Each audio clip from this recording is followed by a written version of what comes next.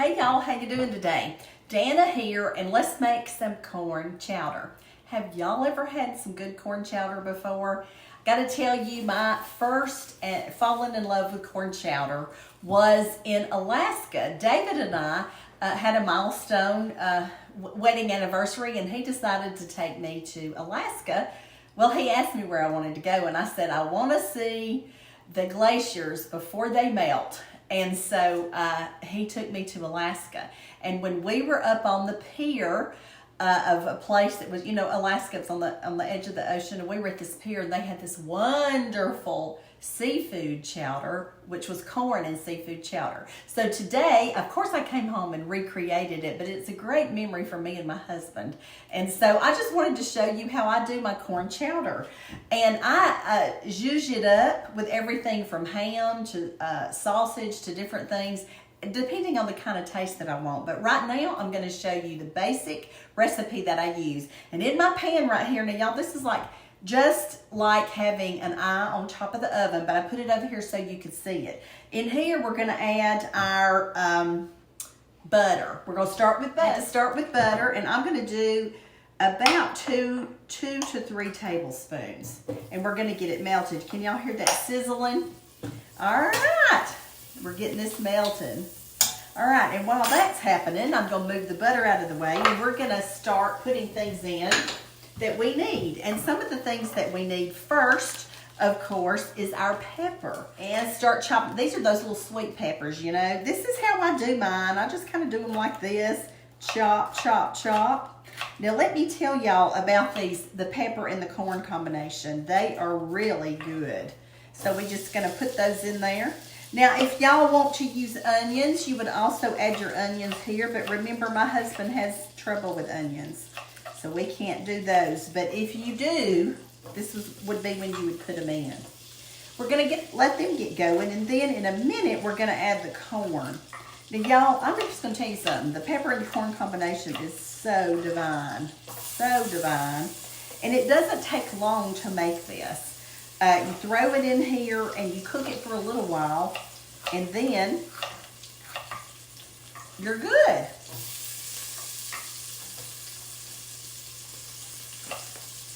Do y'all like my bracelet? See that bracelet right there?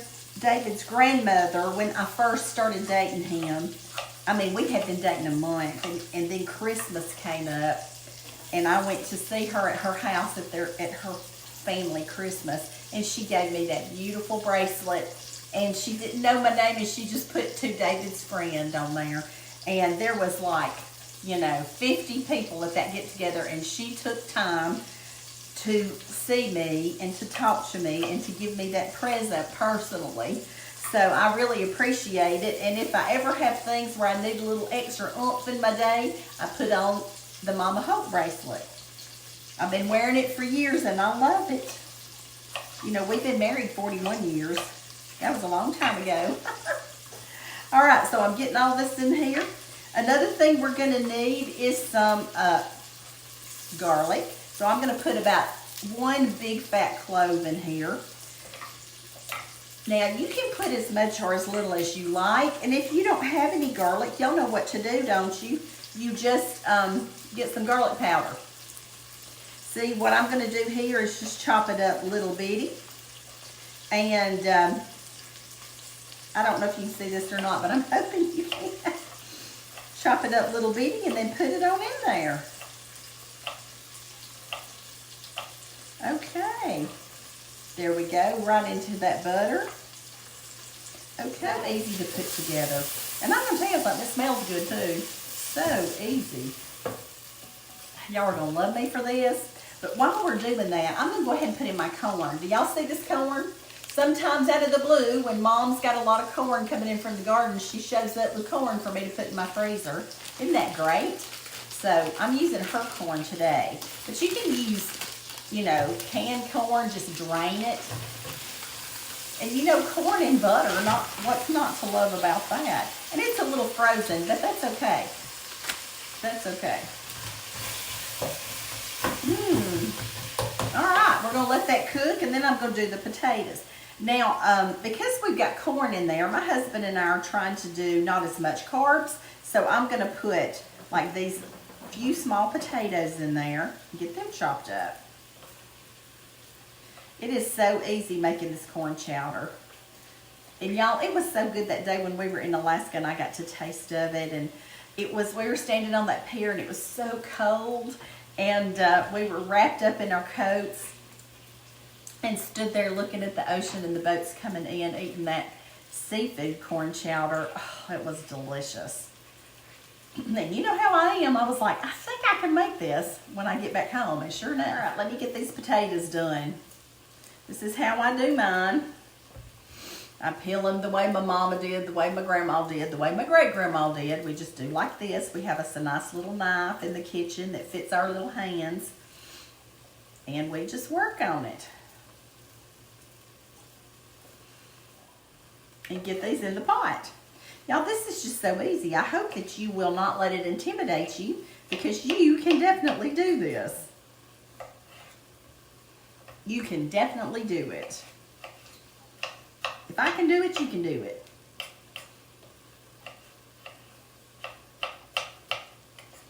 Okay, let's go ahead and put those in.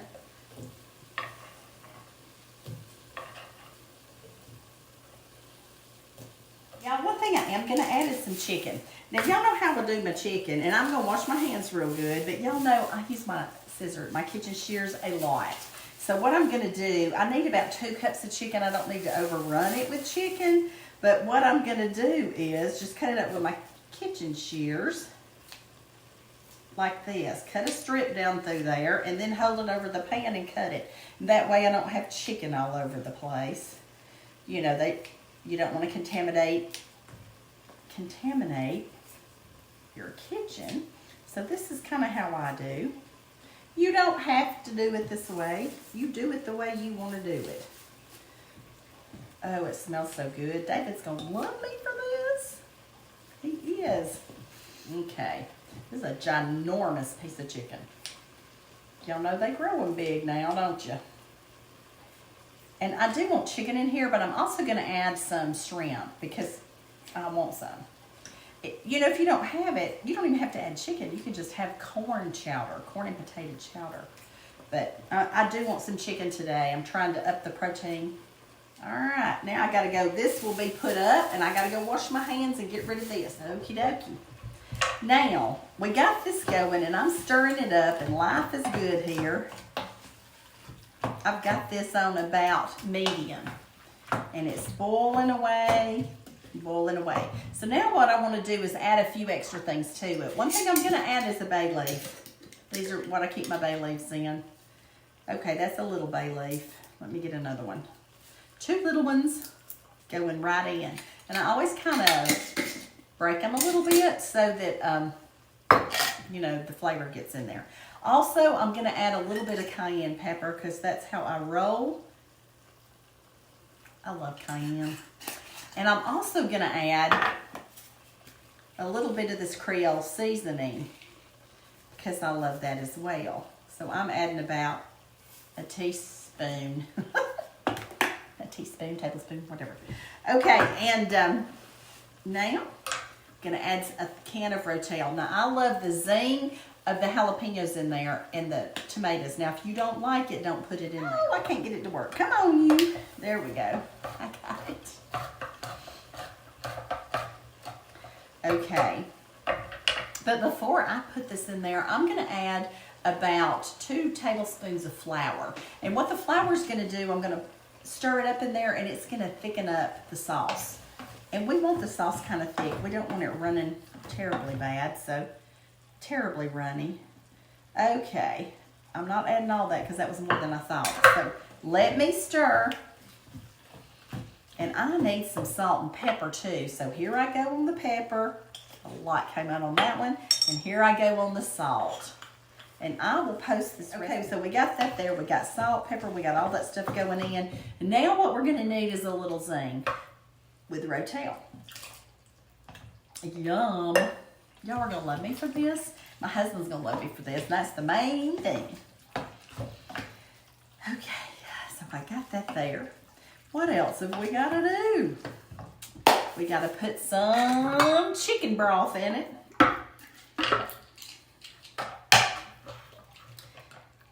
And this is gonna be 2 cans of chicken broth.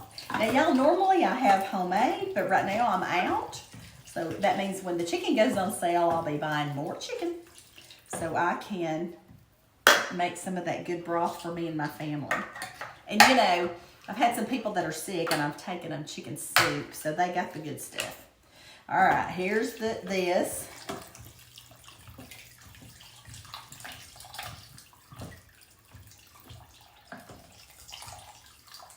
Y'all, that looks so good, and I can't taste it right now, but I'm gonna pull it up and get it back to boiling and then put the lid on it for a little while. So I'm gonna clean up and I'll see y'all back shortly. And what I'm gonna add in later to finish it off is gonna be some shrimp.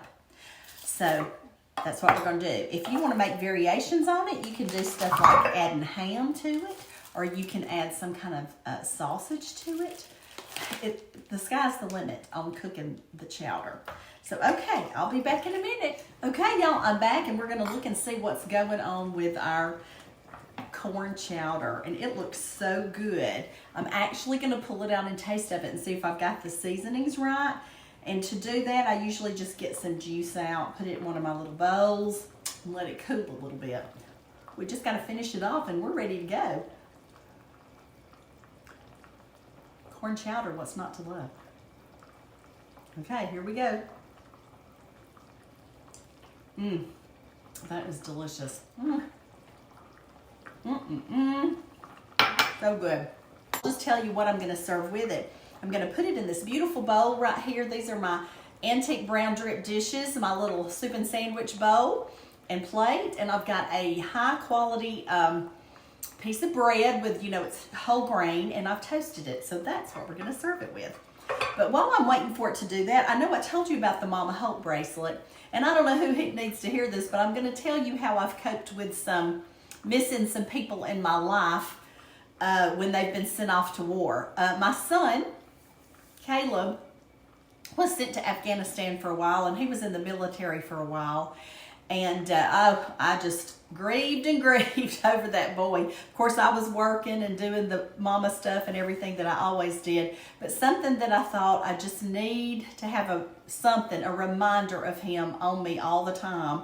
So while he was being deployed and gone, his favorite color is green. So I went and bought me a little pinky ring at the jewelry store, and this was my Caleb ring.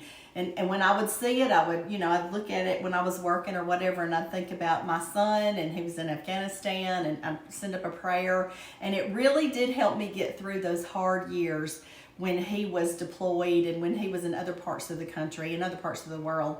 So anyway, I don't know who needed to hear that, but that's one of the coping mechanisms I have, praying a lot and, you know, looking at either David's grandmother's bracelet that she gave me or a piece of jewelry that makes me think about people that I love. So I do that. How do you cope on things like that? Do you have a shirt you wear? Do you have a bracelet like I do? What do you do? Do you have a place you go and pray for them? Anyway, so I just wanted to bring that up and say that. And so, you know, this helped me get through. And so now I've put it up in my jewelry box now, and I just pulled it out for you today because my son is happily living nearby and he is working and happy. And so all is good. All is good. But anyway, this has stopped boiling now. And let me tell you what we're going to do next. We've got to do 2 things. We've got to put in our shrimp. And I have 2 cups of shrimp. Now this is the kind that's frozen, pre-cooked and frozen. So I had it out letting it thaw, and I'm gonna pour that in there. And you don't have to do shrimp. You don't have to do shrimp. I like shrimp, but you can put in there what you want to. Okay, and I'm also going to add some heavy cream. If you don't have heavy cream, use milk. Oh, that looks so good, y'all. You're gonna love me for this recipe. Look at that. Look at that. My husband loves this, so I'm going to be sitting pretty with him later. All right, so this is about a cup, and what I'm going to do is just pour it in there and stir it and just let it kind of all come together. Oh my goodness. Oh my goodness. And I think to top it all off, I'm going to add a little bit more pepper. Because, you know, why not? Why not? Add pepper. All right. This looks so good. I'm just going to let it sit there together. And if you get a chance, you need to pull out your bay leaves. Now, remember, I put 2 of them in there. There's the other one. All right. Let me get my dipper. And now I'm going to fix me a wonderful bowl of this corn chowder. Remember, there's corn, there's chicken, there's shrimp, there's potatoes, there's peppers. It is going to be delish. Look at that. Look at that. This needs nothing but a spoon in my mouth, I tell you what. So here it is. This is my beautiful corn chowder. Let me take a little bite to see how hot it is. It shouldn't be too hot since I just added I've got corn, I've got tomatoes, I got peppers. Let's take one little taste. Oh my goodness. And you can always do this. That crunchy buttered bread. Oh, y'all. Go make you some.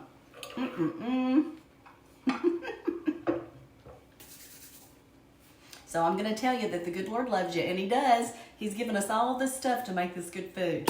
And I love you too, and y'all go have a great day and make you some corn chowder. Okay? Love you. Bye-bye.